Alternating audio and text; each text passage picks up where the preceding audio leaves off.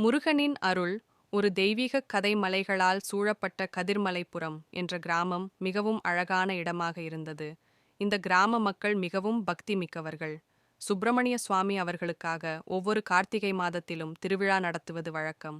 இந்த கிராமத்தின் பெருமை அதன் 1000 ஆண்டுகள் பழமையான முருகன் கோவில். இந்த கோவில் 3 பர்வதங்களால் சூழப்பட்டு ஒரு பெரிய விருட்ச மரம் அதன் இடப்புறத்தில் வளர்ந்திருந்தது. மலைகளில் இருந்து ஒரு நீரோடை கோவிலை சுற்றி பாய்ந்து கிராமத்திற்கே புனித நீராய்ப் போயிருந்தது. இந்த கிராமத்தின் பூசாரி குருநாதன் சுவாமிகள் மிகவும் தியாகமும் பக்தியும் கொண்டவர். அவர்கள் நள்ளிரவிலும் பக்தி பாடல்கள் பாடி முருகனை துதிக்க கற்றுக் கொடுத்தார். கிராம மக்கள் தினமும் வழிபாடு செய்து வெள்ளிக்கிழமை பால்குடம் எடுத்துச் சென்று சிறப்பு அபிஷேகம் செய்வது வழக்கம். கிராமத்திற்கு வந்த பெரும் சோதனை. ஒரு வருடம் கிராமத்தில் தீவிர வறட்சி ஏற்பட்டது. மழை பொழியாததால் வயல்கள் உலர்ந்தன, நதிகள் வற்றின. கோவிலின் அருகே இருந்த நீரோடையும் வற்றியது. மக்கள் துன்பத்தால் தவிக்க ஆரம்பித்தனர்.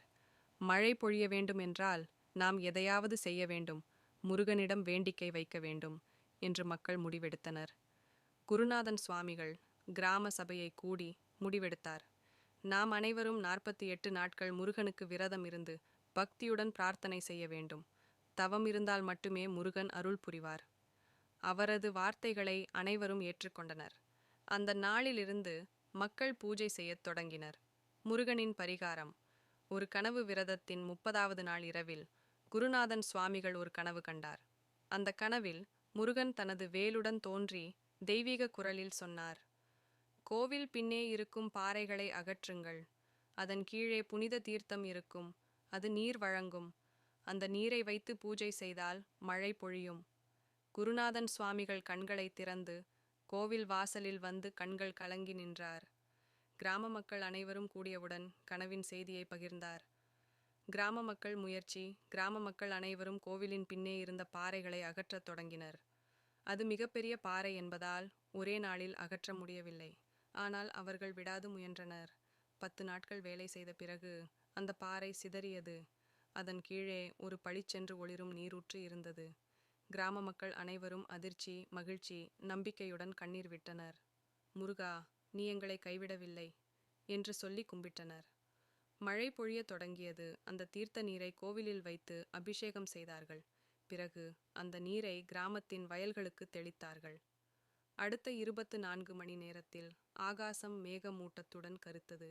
பளிச்சென்று இடி மின்னல் இடிய முதல் மழை துளிகள் விழத் தொடங்கின. மழை கொட்டியது.